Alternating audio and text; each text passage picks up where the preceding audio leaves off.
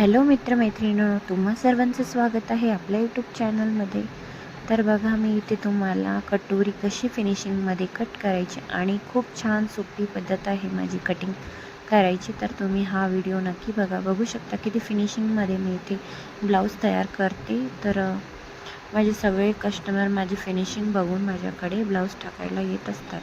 तर बघू शकता किती छान पद्धतीने मी इथे ब्लाऊज कटिंग बनवलेलं आहे. तर इथे बघू शकता अशा प्रकारे इथे मी तुम्हाला पेपरवरती कटोरी ब्लाऊजची कटिंग दाखवणार आहे.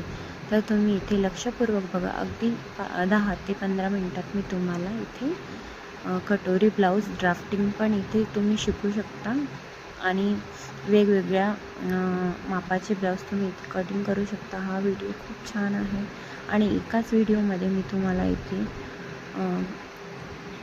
एकदम छान पद्धतीने इथे कटिंग करायला दाखवणार आहे. जे बिगिनर्स असतील, नवीन शिकणारे असतील, ते हा व्हिडिओ बघून सुद्धा इथे शिकू शकतात. तर बघू शकता इथे आपण पेपर घेतलेला आहे, व्हाईट पेपर घेतलेला आहे मी इथे, आणि इथे आपल्याला एक आडवी लाईन आखायची आणि एक सरळ लाईन, म्हणजेच आपल्याला इथे काटकोन करायचं आहे. तुम्हाला मी मोठ्या मापासारखं इथे कटिंग करून दाखवणार आहे, जेणेकरून तुम्ही इथे कटिंग करू शकता कटोरी ब्लाऊज. तर बघू शकता कटोरी ब्लाऊज कटिंग मी तुम्हाला इथे दाखवत आहे. तर अशा प्रकारे इथे आपल्याला काटकोन करून घ्यायचं आहे. तर इथे आपल्याला शून्य बिंदू ठेवायचा आहे, जेणेकरून आपण कापड जसं फोल्ड करतो तसं आपल्याला इथे तुम्हाला समजेल म्हणून मी तुम्हाला इथे घडी दाखवत आहे. 0 ठेवायचं आपल्याला वरती काटकोनच्या साईडने आणि इथे घडी. तर आपण कसा ठेवत असतो कापड, डबल फोल्ड करत असतो आपण पुढच्या भागासाठी. तर इथे मी काटकोन केलेलं आहे. लाईन मी तुम्हाला याच्यासाठी आखून दाखवत आहे, जेणेकरून तुम्हाला समजेल. तर बघू शकता मी मोठ्या मापासारखं तुम्हाला इथे दाखवत आहे. तुम्ही मोठं मापन हा व्हिडिओ बघून कटिंग करू शकता खूप छान पद्धतीने. तुमची मापाचं मी तुम्हाला इथे सांगत आहे, ते तुम्ही इथे लक्षपूर्वक ऐका. तर इथे आपण घडी टाकलेली आहे. घडीच्या साईडने इथे आपल्याला मापे टाकायची आहे. जर का तुमची जितकी पण छाती असेल त्याच्यानुसार तुम्हाला इथे लांबी घ्यायची आहे, पूर्ण उंची. तर पूर्ण उंची आपण इथे 14 इंच ठेवूया. तयार आपली 13.5 इंच होईल. तर याच्यात आपल्याला 1 इंच ॲड करायचं आहे. तर मी छाती इथे घेतलेली आहे 32 इंच. कमर घेर घेतलेला आहे इथे 28 इंच. जितकं पण आपलं छाती किंवा कमर असेल त्याचा चौथा भाग इथे घ्यायचा आहे. तर शोल्डर आहे आपलं 10. तर 10चा आपल्याला अर्धा करायचा आणि त्याच्यात आपल्याला अर्धा इंच मिळवायचं आहे. तर आपलं शोल्डर होईल 5.5 इंच. पुढचा गळा आपल्याला इथे घ्यायचा आहे 6 इंच. मागचा गळा घ्यायचा आहे आपल्याला इथे 8 इंच. तर इथे मी मापे टाकलेली आहे. तुम्ही अशा प्रकारे लक्षपूर्वक बघा. तर मी इथे सगळे मापं तुम्हाला इथे टाकून दाखवत आहे. तर मी छोटं माप नाही आहे माझ्याकडे, म्हणून मी इथे टेपच घेतलेला आहे, कारण की पेपर छोटा आहे. आणि माप इथे मी तुम्हाला छाती इथे 32 इंचाची दाखवणार आहे कटिंग. तर इथे आपल्याला 5.5 इंच घ्यायचं आहे शोल्डर. 10चा अर्धा, त्याच्यात अर्धा इंच मिळवायचं. असे करून आपल्याला 5.5 इंच घ्यायचं आहे. त्यानंतर इथे आपल्याला आर्मोलच्या साईडने पण 5.5 इंच घ्यायचं आहे, कारण की छोटा माप आहे त्याच्यासाठी. तर इथे आपली छाती आहे 32 इंच, त्याचा चौथा भाग येईल 7 आणि त्याच्यात आपल्याला 2 इंच मिळवायचे आहे.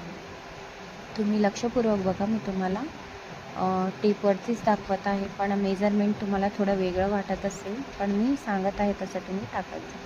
कमरेचा चौथा भाग घ्यायचा आहे, त्याच्यात आपल्याला 2 इंच ॲड करायचे आहे आणि ही आडवी लाईन आपल्याला इथे आखून घ्यायची आहे.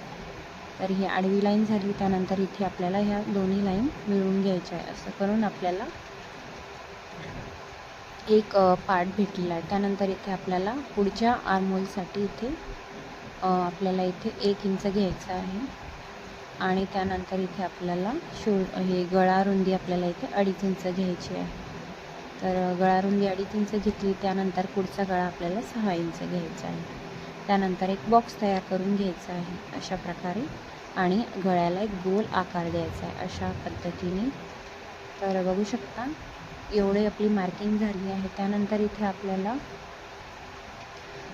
क्रॉस पट्टी घ्यायची आहे. तुम्ही क्रॉस पट्टी किंवा बेल्ट म्हणत असाल तर बेल्ट मी इथे घेत आहे 3 इंचावरती. मी इथे म्हणजे मेजरमेंट नाही माझ्याकडे, पण मी तुम्हाला असं दाखवत आहे. आतल्या साईडने आपल्याला 2.5 इंच आणि इकडच्या साईडने 2.5 इंच अशा प्रकारे आपल्याला असं गोल राऊंडमध्ये बेल्टला आकार देऊन घ्यायचा आहे. तर अशा प्रकारे मी इथे बेल्टला आकार दिलेला आहे. त्यानंतर इथे आपल्याला कटोरी घ्यायची आहे 5 इंच. 32 साईज आहे तर त्याच्यासाठी आपल्याला 5 इंच घ्यायची आहे कटोरी. आणि मधलं पण सेंटर काढायचं आहे, तर मधलं सेंटर पण आपल्याला 5 इंच घ्यायचं आणि इकडनं गळ्याच्या साईडने 1 इंच खालती घ्यायचं आणि कटोरीला अशा पद्धतीने आकार देऊन घ्यायचा आहे. तर ही मार्किंग झाली आपली. तुम्ही ब्लाऊज पीसवरती पण अशाच पद्धतीने सेम कटिंग करू शकता. तर आपल्याला कागदावरती आधी कटिंग करायची असते, तर कटोरी आपल्याला नंतर वाढवावी लागते. तर ही कटोरी मी दुसऱ्या पेपरवरती वाढवणार आहे. आणि याच्यात आपल्याला क्रॉस पट्टी म्हणजेच बेल्ट आपल्याला इथे भेटलेला आहे. याच्यात काही वाढवायची गरज नाही आणि साईड पार्ट पण इथे आपल्याला भेटलेला आहे, तर याच्यात पण वाढवायची काही गरज नाही. तर अशा प्रकारे मी इथे साईड पार्ट आणि क्रॉस पट्टी काढलेली आहे. त्यानंतर इथे आपल्याला कटोरी वाढवायची आहे दुसऱ्या कागदावर. तर 5 इंच मी इथे कटोरी घेतलेली आहे. आता याला आपल्याला इथे कटिंग करून घ्यायचं आहे. तर 3 इंच मी इथे आणि 2.5 इंच इथे घेतलेलं आहे. तर याला आपल्याला इथे कटिंग करून घ्यायचं आहे. तुम्ही सेम 32 छातीचा माप छातीची कटोरी इथे कटिंग करू शकता ब्लाऊज. तर कमरेचा चौथा भाग त्याच्यात 2 इंच इथे आपल्याला प्लस करायचं आहे. तर अशा प्रकारे मी इथे तुम्ही याला ड्राफ्टिंग पण म्हणू शकता किंवा कटोरी ब्लाऊज कटिंग पण म्हणू शकता. आता इथे आपल्याला जे 2 इंच घेतलेलं होतं त्याची मी मार्किंग केलेली नव्हती, तर इथे मी मार्किंग करून घेत आहे. 2 इंच एक्स्ट्राचं जे शिलाई मार्जिन असतं ते आपण इथे घेतलेलं आहे. तर इथे आपल्याला याची कटिंग करून घ्यायची आहे. तर कटिंग कशी करायची आहे, आधी आपल्याला क्रॉस पट्टीच्या खालच्या साईडने इथे कट करून घ्यायचं आहे. त्यानंतर आपल्याला साईडचं कट करून घ्यायचं आहे. आता इथे आर्महोल कट करून घ्यायचं आहे.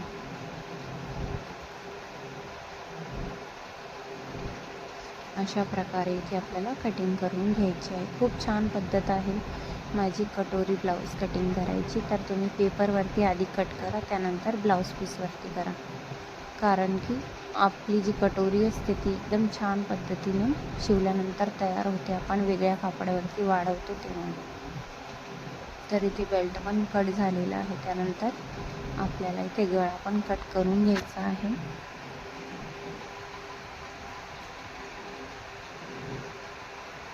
तर इथे गळा पण आपण इथे कट करून घेतला. त्यानंतर इथे कटोरी आणि साईड पार्ट कट करून घ्यायचा आहे. आता इथे आपल्याला कटोरीला वेगळ्या कापडावरती किंवा पेपरवरती वाढवायचं आहे.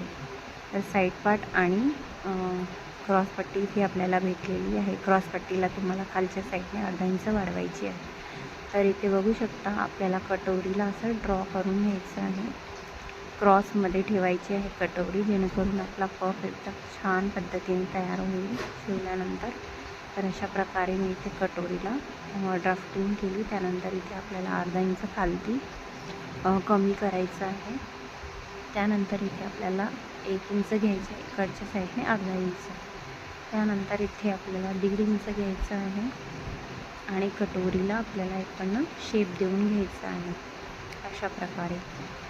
त्यानंतर इथे आपल्याला 1.5 ते 2 इंच घ्यायचं आहे आणि इकडच्या साईडने पण कटोरीला अशा पद्धतीने लाईन ड्रॉ करून घ्यायची आहे.